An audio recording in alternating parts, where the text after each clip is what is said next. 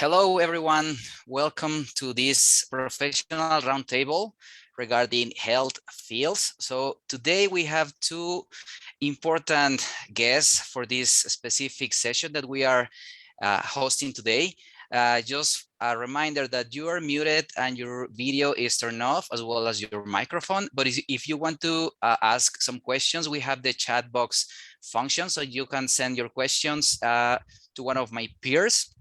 I don't know who, Ana del Arenal will be gathering collecting your questions, and then at the end, this will be passed on to to our panelists. Okay, so remember that for this session, we have also able the English closed captioning. So in case that you are unable to listen us, well, you can read us. Okay, so next slide, please. So yeah, as I said, today's professional roundtable is regarding health fields. And for that, we're gonna discuss with our panelists in a panel manner. But before that, next, please. What is Education USA? Maybe this is your first webinar with us, Education USA. Maybe this is your third or your fifth webinar with us. But I just want to make a little bit of introduction regarding who we are and what we do. Okay, so we are a global network of advising centers. We cover almost the whole world. Here in Mexico, we have 26 centers. But if you are watching us from another part of the world, you can find your nearest advising center, and we can provide you with free services regarding one-on-one advising, webinars, workshops, and other several activities that we have prepared for international students. And remember that these services are for free, so you just have to look for us. Okay, next one, please. Okay, before we start this specific roundtable, we know it is a very interesting topic for several of you.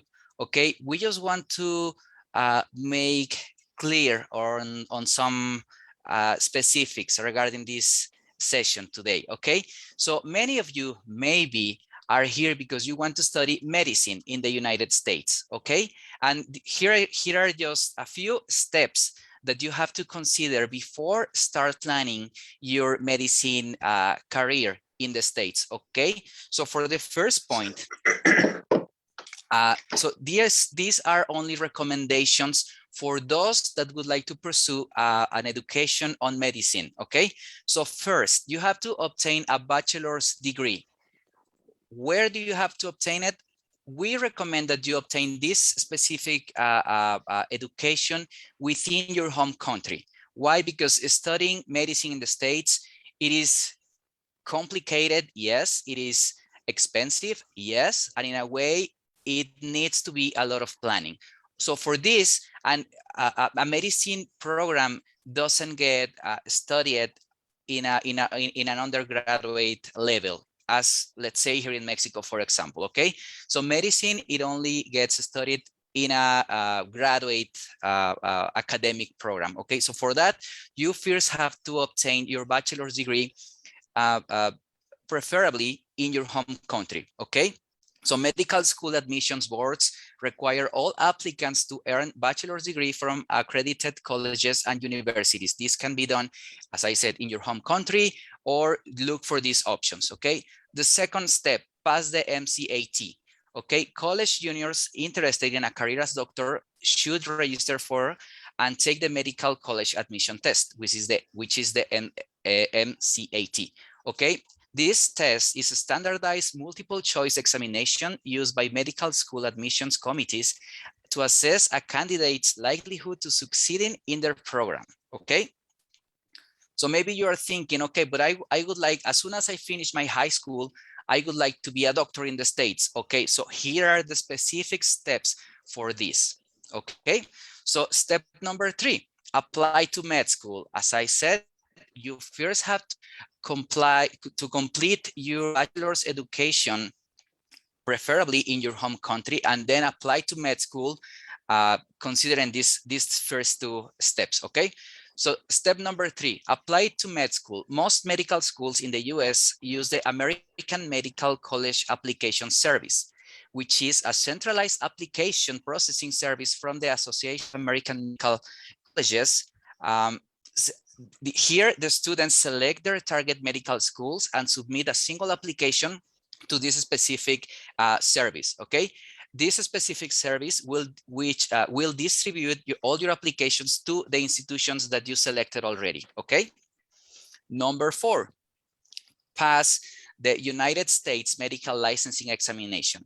In order to practice medicine legally in the US, students must take and receive passing a score on this specific test. A 3-part examination taken during and after medical school. Medical students must pass the first part of the examination. During their 4th year, students must pass the second part of the exam. So this is an exam divided into 2 parts, okay? Step number 5, match with a residency program. During their final year of medical school, students start narrowing down their medical specialty options. Example, pediatrics, anesthesiology, etc., etc. They submit an application for residency and are matched to open residency programs throughout the country. Number 6, graduate and start your residency program. Newly minted doctors transition from graduate school residency programs. These programs generally require at least 3 years to complete and provide in-depth training in students' chosen specialties. And number 7, the final step of the residency process is to complete the part 3 of the United States medical licensing examination. This examination will cover clinical management and assess the doctor's ability to practice medicine safely and effectively. And finally, you have to complete your residency. As I mentioned, today we are going to talk about several other health fields that maybe you aren't aware of yet. And I don't know if we can pass on to the next slide, please. Okay, so here are some pathways in health fields, okay? Because studying a career in health fields doesn't necessarily mean that you are going to become a doctor, okay? So this is just an example of some pathways within health fields that you can achieve and that you can pursue, and maybe that you aren't aware of, and you still have to prepare for this. But again, this specific roundtable session will be to open up your horizons and your perspective regarding health fields, okay? And remember that this session is a professional roundtable focused on these specific health fields. If you would like to learn more about the admission process to medicine and other health programs, we have resources and sessions on our YouTube channel, and you can also contact your local education advising center. Okay, so without further ado, I would like to introduce my peers, Yani Diaz and Luisa Caballero. They will be moderating this interview with our panelists. Thank you very much. Thank you so much, George. We're very happy to be here today. Thank you for this opportunity, and thank you all for joining. Before we go ahead and start our amazing guest speakers today, I would like to know, and we all would like to know, where are you connecting from? Could you please type on the chat what country, state are you joining from today? So we have an idea of where our audience is coming from. Yeah, I guess you can chat. And if you can start sharing your answers. We know this is an event that is going through Mexico and North America, the Caribbean. Okay, we have someone from Hidalgo.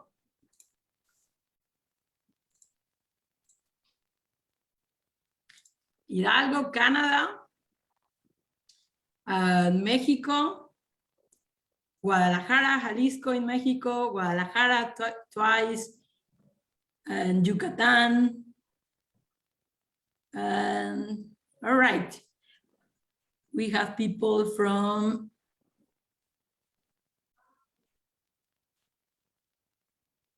San Luis Potosí, from Quintana Roo. So thank you everybody for being here. There are a lot of people from Mexico. As you can see, we also have people from other countries like Canada. Here's one from Honduras, another from Canada, Trinidad and Tobago. So thank you so much, everyone who is joining today. We have a pretty diverse audience. So And my next question for you all would be, before we start, why are you connecting today to this session? What would you like to learn? Why did you decide? Do you want to know more information about health fields in the United States? That's one answer. And then we got another that I would like to know more about what it means to be a graduate student in health fields. All right. I would like to know if there are any scholarships for international students. Okay, good.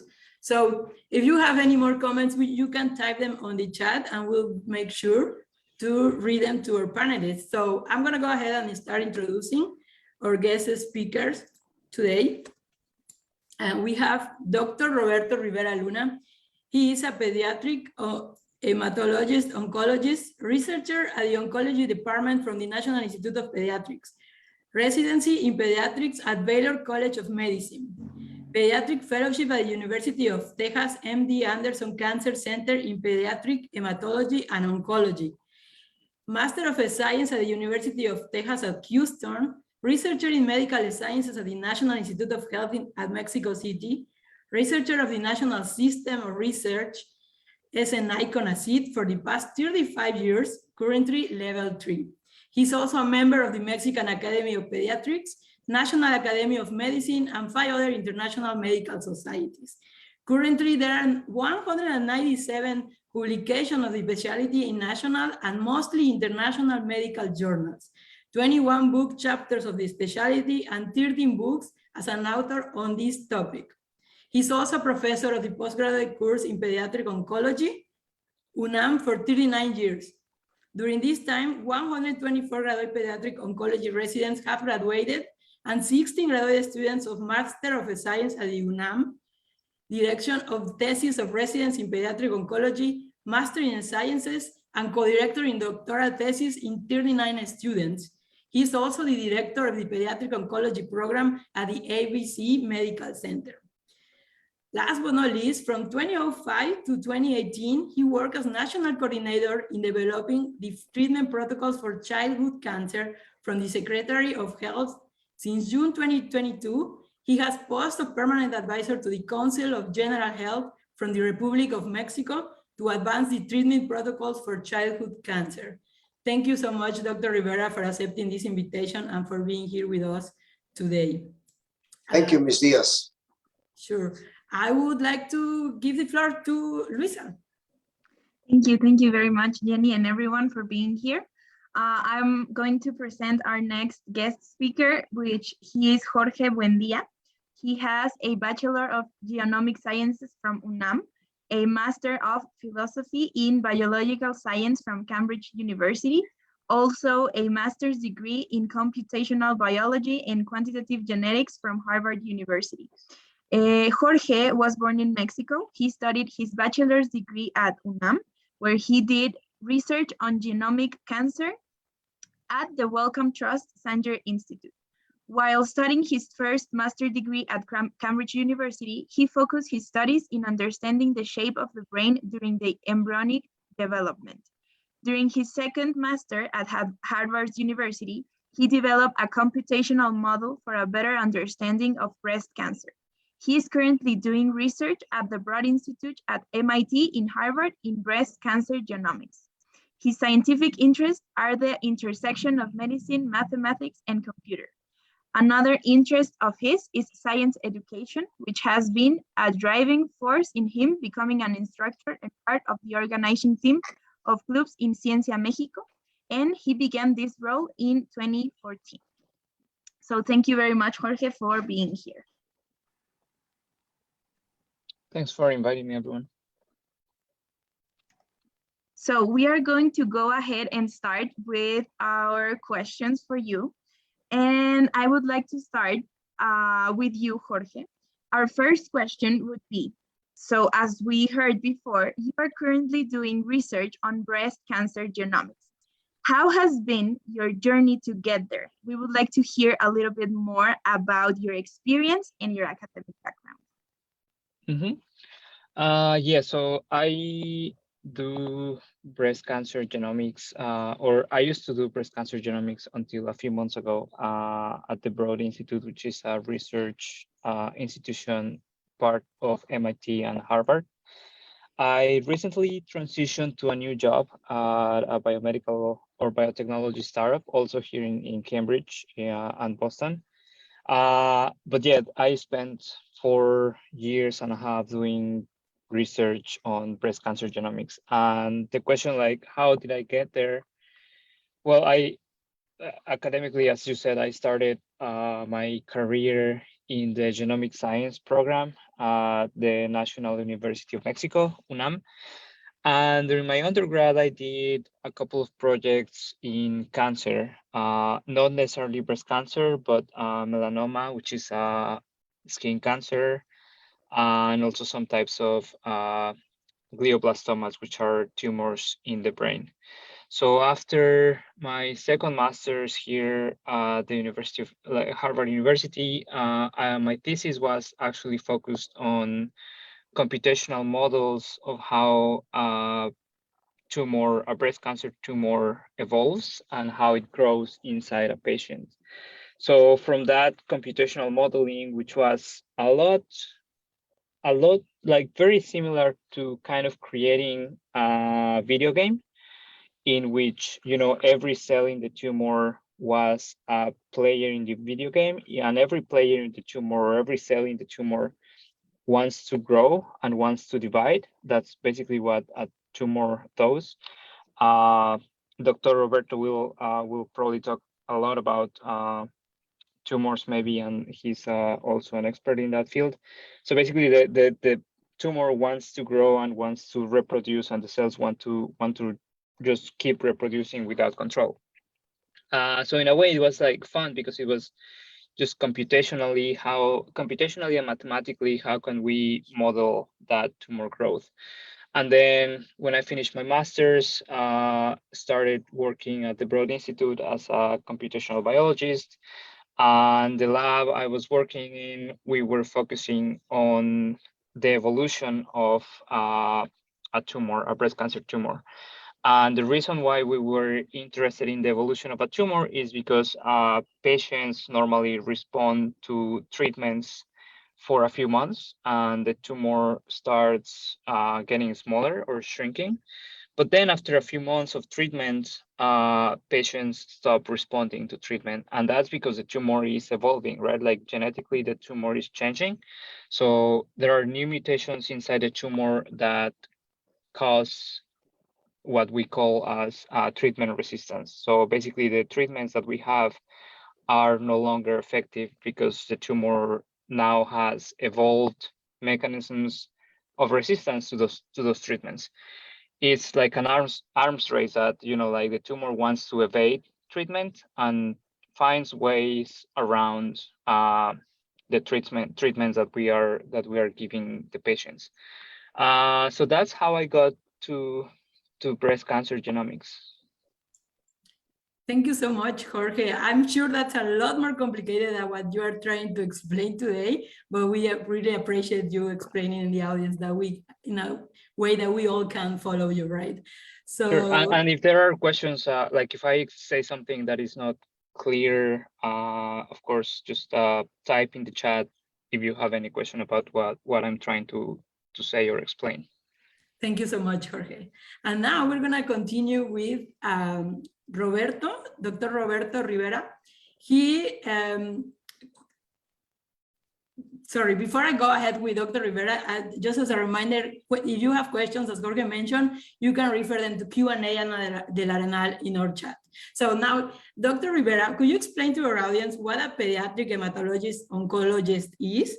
And how would you describe the journey to get there as well? Tell us about your experience and your academic background. Well, it's rather complex. As you can see, I'm not a teenager nor a 30-year-old man. The real thing is that it's 1968, that was way before you were born, all of you. There was a political movement in Mexico in which the history shows that there was a lot of political insurrection from the medical students and students from the National University of Mexico and the Polytechnic Institute. So the only alternative we had in those days, in 1968, I was just finishing medical school, was to move to another country because they were sort of trapping all medical students or students from the National University of Mexico. And there was a lot of political oppression. There was no way of expressing yourself or complaining yourself about the need to have some residency programs which were totally absent. Or if there were, for instance, in the IMSS, Instituto Mexicano Seguro Social, well, there was no pay. So the only favor that the IMSS used to give to those future residents was to join the hospital but without any pay. So that was a terrible situation. I shouldn't go any farther with this point. So I moved to the States. I went to University of Miami at Jackson Memorial Hospital for a training program in order to pass what is currently known as the USMLE. In those days, it was called the ECFMG. It was a type of examination designed to be done by all the medical students as a postgraduate training. It was a rather wide open examination. And after receiving that course for 4 months, everything was fine. I passed the national boards, as we used to call it. So eventually I went into University of Texas at San Antonio. No question, I'm a Mexican. So I said, well, the closest place to Mexico, I don't know if they're gonna, suddenly I'm gonna disappear from the hospital, because I was feeling not very comfortable with the whole situation. Not everybody was passing that exam. Approximately only 16 to 20% of those Mexicans and foreign students that presented the examination passed. So I was one of the fortunate to pass. So I went into a straight pediatric internship. Then I moved to Baylor College of Medicine in Houston. And I did a pediatric residency at Texas Children's Hospital. Then I moved to MD Anderson Hospital just across the street at the Texas Medical Center. And I discovered, while I was a resident in pediatrics at Baylor, that childhood cancer was a big problem in the United States. And also, obviously, it was a tremendous big problem in Mexico. Most of the children that had cancer in those days in Mexico died. A mortality rate of 82%. It is documented. I'm not coming out without those figures. So I decided to just go ahead and go into cancer, childhood cancer. Childhood cancer training took 3 years, 3 years of fellowship. Once I finished my residency in pediatrics, I joined MD Anderson Hospital, MD Anderson Cancer Center, which it's part of the University of Texas. And in that same place, I decided to get into a bachelor's degree in science and start looking upon all the problems that I could eventually do in Mexico. While I was in that fellowship program, I came as a visitor for a couple of weeks to Mexico City, and I visit Hospital Infantil de México and Seguro Social Hospital de Pediatría. And those were the only 2 institutions that take care of children with cancer. And I compared those services with MD Anderson Cancer Center. There was no question that they didn't do anything, because there were no facilities, there was no financing programs for residency program. Everything was very minimal. So after finishing my fellowship and my master degree, after 3 years, I moved to Mexico City and it's like climbing to the Everest, Mount Everest, you know. It was sort of hard work. Sometimes I'm not trying to crucify myself, but it was something like starting working at 7 o'clock in the morning at Hospital Infantil, and I finished in some other clinic, which I was taking care also about patients, sometime around 11 or 12 o'clock at night. In those days, there were no pediatric oncologists, just one person that was working in Hospital Infantil and another person at Oncología at the Hospital de Pediatría in IMSS Medical Center. So you can imagine the amount of patients that we can hardly take care of.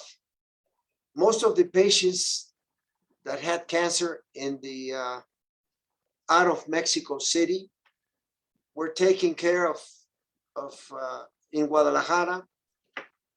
In Guadalajara, in those days, the only one who took care of patients, children with cancer, was a pathologist. And then he became an adult oncologist. But adult oncology and pediatric oncology are two things completely separate. So, but in any event, he was working hard as well as the rest of the people. In Monterrey, there was another person that was taking care. He was a hematologist, an adult hematologist, but he was also taking care of solid tumors in children, as well as hematology in children. So that was the whole picture in Mexico in those days. So that was a terrible situation in 1978. So suddenly I was offered to move to the Hospital Iman, which was a brand new hospital with new equipment, with no financial limitations. It is it was and it is a federal institution, so it was really a very special place, which is still up to the present time. A very special place because we have a full tower of research in pediatric oncology, basic and translational research. We have a full hospital as well, a second building for the clinical management of all the oncology patients that we have. We see patients between age 0 to 18 years.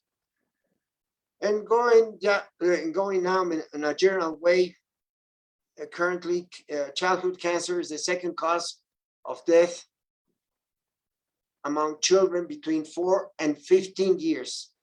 Only second to accidents in childhood. And this is very, very severe. It's a very dark situation. So the problem currently is that it appears that we have more cancer in a proportional way than USA. And this is due to a lot of factors that are influencing from the epidemiology point of view. 50% of the children with cancer in Mexico have acute leukemia. That's very important. We have published well-documented statistics from different official government official data, and 50% of just leukemias, it's a lot of leukemias. If we compare those statistics with the United States, we can see that there's a tremendous difference. First of all, in the United States, 40% of childhood cancer are precisely in those children that develop leukemia. But the important point is that Hispanics, as they determine with this type of term, Hispanics, children coming from Hispanic families are the most common children that develop acute leukemia, followed by, in a very important proportion, white children. So the difference, it's really very important. Several institutions back in the States, we have worked and still working with several protocols. They question how come the race Mexican American or Latins, as they describe in some cases, they have more leukemias than white children. And this is like a mirror that goes to Mexico. The most common cause of cancer is leukemia in Mexican children. So probably there's a background which is very solid. And this goes to molecular biology, in which is the area which we're working currently. And it's related to some data that has been previously published, but in United States, but it's been reinforced by us in Mexico, denoting that it's the genome that can be altered in Mexican children.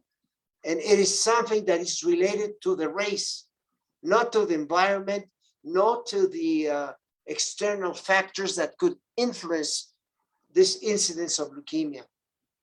Well, that's one part, and I wouldn't go any further.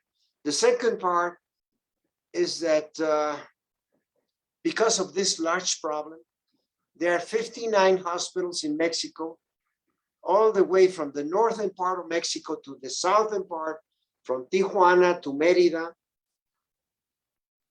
that take care of children with cancer, are the certified institutions. And these certified institutions currently I'm talking about the past 3 years, are facing tremendous problems, such as, for instance, limitations in the amount of money that is assigned to those institutions to take care of children with cancer. We're not talking about private patients. We're talking about those children that live under poverty. 55% of Mexicans live under the line of poverty in Mexico currently. That's 55 million Mexicans. And within those 55 millions, well, there's 17 or 20% that are children. So therefore, the situation makes it even more severe in regards to the outcome of these children. If they're going to a hospital that they don't have funds, they don't have sufficient nurses, they have limited laboratory studies, they don't have, they have some X-ray equipment that is very limited. They hardly have CAT scans on or MRI that helps to stage the patient. Well, everything is very limited. And in top of that, we have limitations of chemotherapy. Dr. Roberto, I have a couple of questions from the audience who are asking regarding what you are sharing with all of us about, and I think Jorge, if you want to jump in also and help us answering those questions, is like all of these factors and everything that we all find in Mexico and in other countries, how they, as people who are interested in the health fields, can join and help. What would you recommend them if they are an interest in joining to these health fields? How can they help to improve the situation if they are interested in pursuing these fields? Surely.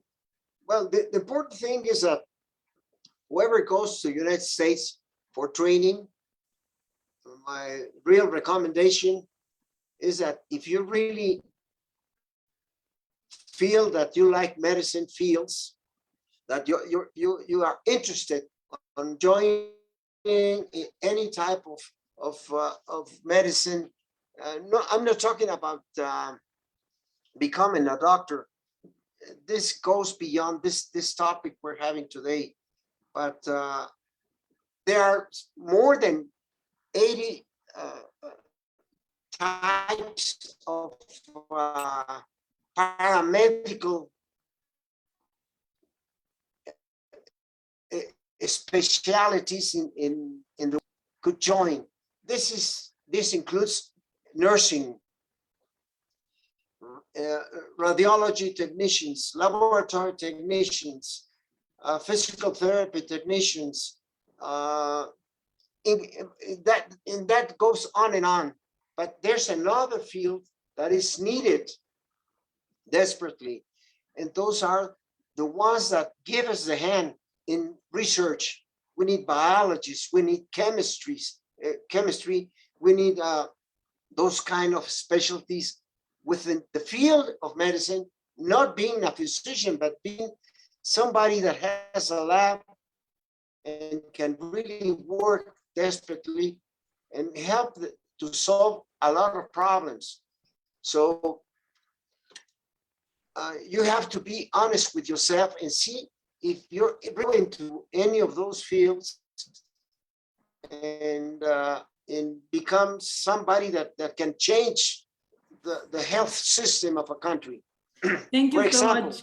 Thank you so much, Dr. Rivera. I think that definitely is pretty important. Like I think you mentioned perfectly that we need to start thinking and looking at other areas that you can improve or the situation. And I think Jorge is a great example of this, that he is working on research and doing all of that with these different institutions. So Jorge, could you please share with us what recommendation would you give to these students who are here today listening to you both, who want to start in any of these areas that Dr. Roberto already mentioned, or in the area that you are working? What would you recommend to those candidates who are planning to start joining a journey like this one?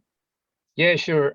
So I think I agree 100% with what Dr. Roberto said. There are so many areas in healthcare, right? Like, of course, medical doctors or physicians are one of those career options, but there are also like many others, nursing students or nurses, people who actually take care of patients, like social workers, but then behind patient care, you know, like the front line of patient care, there is a lot of things that have to be done behind the scenes for a treatment or a medicine to be available for patients. And that is all based on research and science.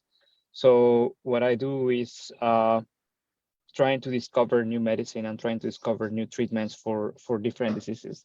So the first thing I would say is like if you want to follow a career in healthcare, either as a doctor, as a medical doctor, or as a scientist or as a researcher, you have to kind of like know yourself, and you have to ask yourself the question, do I want to be treating patients, or do I want to be doing kind of like more behind the scenes work that is also like very important? So that's a very difficult question to answer, right? And that depends a lot on what you like, your personality, what are your you know, the things that you are good at. Maybe you are very good at maths, maybe you are very good at you know, computational stuff, maybe you are very good at chemistry, or maybe you love working and seeing people all the time and talking to people, then maybe you should be a doctor. But if you know, if you still want to be in healthcare, but you feel like you are not made to deal with patients, then there are so many options for you. So I guess asking yourself what you want to do, like if you want to be a doctor, as Jorge was saying at the beginning, for people who live in Mexico, medicine is like you study medicine right after high school, so it's an undergraduate degree. In the US, if you want to have a career in medicine in the US, you have to first do a bachelor's degree in another field, like could be biology. A lot of people do biology. A lot of universities have pre-medical programs, so those are actually tailor made for people who want to follow medical school after finishing their undergrad. or physics or math or some type of science, and then you have to apply to medical school, which is as Jorge was saying, taking the Mcat or the admission exam to medical schools, make applications, etc. But also you can come to the US after you are already a doctor in your home country, in Mexico, for example. If you go to medical school at UNAM, I have actually a lot of friends who have come from Mexico after studying medicine at UNAM and then come here, take the steps or the USMLE exams. There are 3 exams, or what they call them here, step 1, step 2, and step 3. And those steps are basically what gets you into a residency program. You have to excel at those exams, and then you get into a residency program. Could be pediatrics, could be internal medicine, or any other specialty, surgery maybe. So just going back to the question, just ask yourself what you want to do, and then from there, kind of draw a path for yourself. And that path is unique to you, right? Like there is no general path that everyone has to follow. Draw a path that is tailored for you, for your needs, for where you are in your life. Maybe you're in high school, maybe you are already in an undergrad program, and maybe it makes more sense to finish your undergrad and then study a graduate program in the US or somewhere else if you want to do a career in a healthcare field. Yeah, that would be my suggestion. Just basically know yourself and decide what career you want to follow. And like that's another topic that we can spend like 2 hours with that. Just if you have any particular question, like how do I decide if I want to be a scientist or if I want to be a doctor, that's a big question that we can have another conversation about that. Yes, for sure. Thank you very much, Jorge, for your answer to that question. I think you are really accurate because it's at the end of what you want to do, of what you want to pursue in your life. So I think that your answer it's really accurate. And I'm going to ask you also to you, Jorge, another question regarding this that you were saying. Like we heard on your bio, you have scientific interest at the intersection of medicine, mathematics, and computing. So please, can you share with us some collaborations you have done with other professionals in this area, or how are you like making this happen? Yeah, sure. So yeah, when I was in high school, I thought I was going to go to medical school in Mexico. So that was kind of my plan. But on the side, I loved maths and computer science and science like chemistry and biology. So that's when I decided to study genomic science instead, because it was a more integrative program that combined maths, computer science, and also a lot of biology, genetics, physiology, etc. And I think it was the best choice for me. And how I combine all of those interests right now in my career. When I was before working this company where I work now, I used to work at the Broad Institute, which is, as I said, a collaboration between MIT and Harvard, and also a lot of the hospitals in the Boston area. So if we want to study breast cancer, we need samples from patients, and how you get patients to be enrolled in your studies, you have to talk to the patients through their doctors.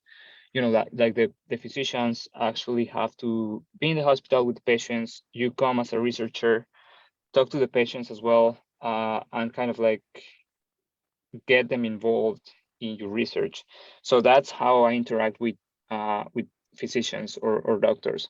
I interact with biologists and chemists all the time these days, because if we want to develop a new medicine, a new molecule, chemists know everything about molecules. So I know computational biology, which is how to write code and how to analyze data from many samples and sequence genomes, etc.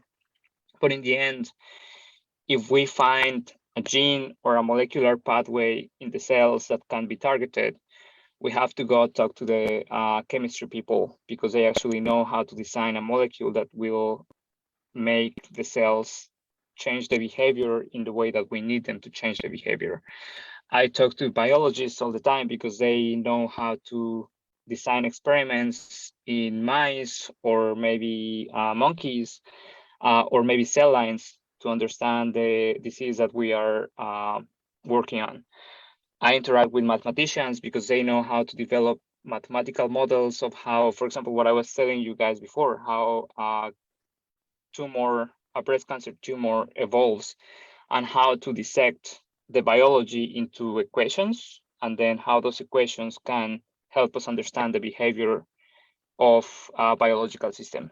So that's how all these different disciplines and sciences come together to understand biology, and in the end to create better treatments and better opportunities for patients, but also for doctors that treat patients.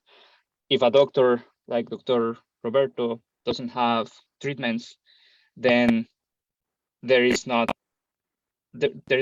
a lot that they can do without medicines, right? So yeah, that's how all these fields come together to improve healthcare. Yes, sure. And I think that all together make like the ultimate goal. So that your answer lead us to our next question for you, Dr.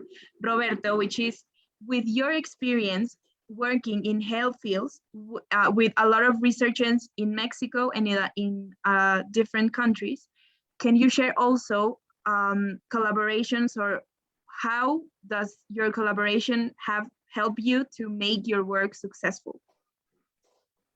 There's no question that Mexico is a middle-income country, and I'm afraid that it's eventually going to become a low-income country if the current situation remains. I shouldn't say just in Mexico, but in a global way. Inflation is getting worse every day. Therefore, medications are getting more expensive. The infrastructure of the research laboratories we have are becoming every day by day, more difficult to obtain grants, national grants, and therefore we have to apply for international collaboration. It has come from several countries. For instance, it's just an example. One of the strongest programs there is about bone marrow transplantation comes from Spain. No question that in the United States, there's a lot of strength in that type of treatment, especially for acute leukemias. But in order to really join those groups, we have to demonstrate the kind of medicine we do. And the only way to do it is through doing research on our own, publish the results, and try to conquer the market. I'm talking about market. I'm referring to different institutions worldwide that might be interested in joining. Since we have published the findings that acute leukemia, lymphoblastic leukemia is really prevalent among Mexicans, Mexican children, of course. There are a lot of hospitals that are back in the States or even in Europe. They're interested in working with us. So right now we're having some funds that we're reaching from, especially from United States, and some collaboration from a couple of universities. We used to have some sponsorship from NIH, National Institute of Health. But what we need is not only get the help or the assistance from international institutions. We need to create, as Jorge mentioned, biologists, chemists, based on research, so they can really get involved because sometimes it's like trying to raise roses in the desert. You know that cannot be possible. So you have to go straight to the point. And going back to the situation that was mentioned about health fields, to all those persons that are listening this presentation, I would invite them to recognize that if you get a scholarship from United States, you have a sort of a compromise to that once you have finished your training, it could be of any sort of training. I'm talking about getting a master's degree or PhD in science to return to your own country. Otherwise, we're gonna become a country dependent upon those developed countries. And that happens with Mexicans that have gone away to United States in different fields. I'm talking about health fields. For instance, the example is that we're deployed of qualified nurses because once they move to the United States, they pass their exams, they probably stay 1 year for training, they immediately are hired by private institutions or even public institutions, medical institutions, and there's no comparison in regards to salary. And that makes it also with nutritionists, with psychologists, with technicians that even their knowledge is sort of limited, with all due respect. Technicians in the order of X-rays, for instance, they move to the States or they move even to Canada to have better life. So those who are interested to going into United States for training, keep that in mind.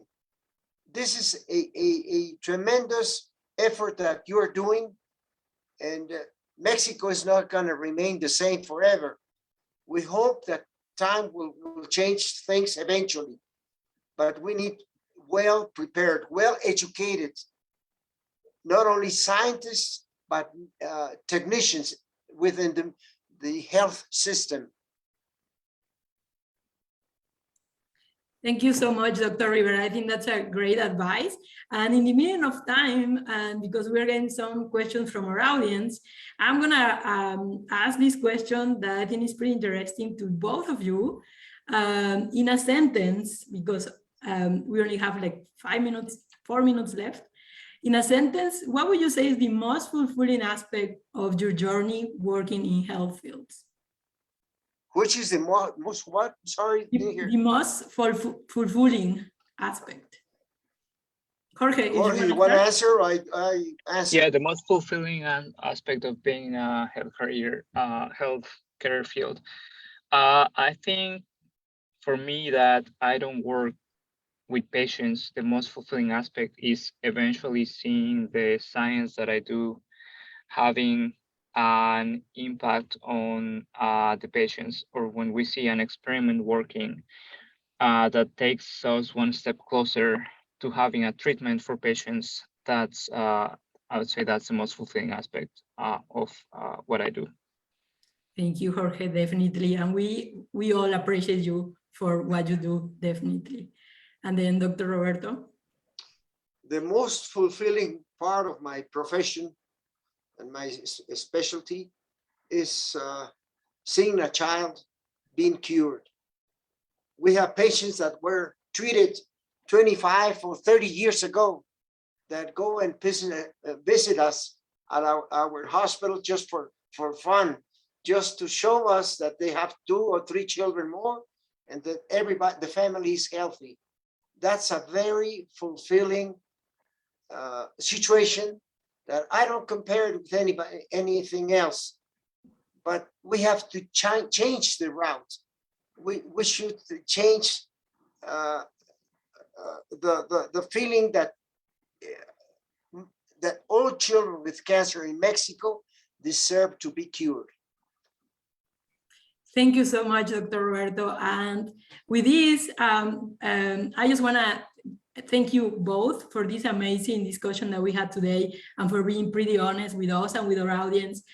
We enjoy being here and learning a little bit more about health fields today with professionals who are working on this area. So thank you for sharing all of this information. And before we finish, just share with you all our contact information. We are Education USA Mexico network, but today we know that we have people from all around different countries. So if you want to know more about Education USA or where your advising center is closest to you, you can visit educationusa.state.gov.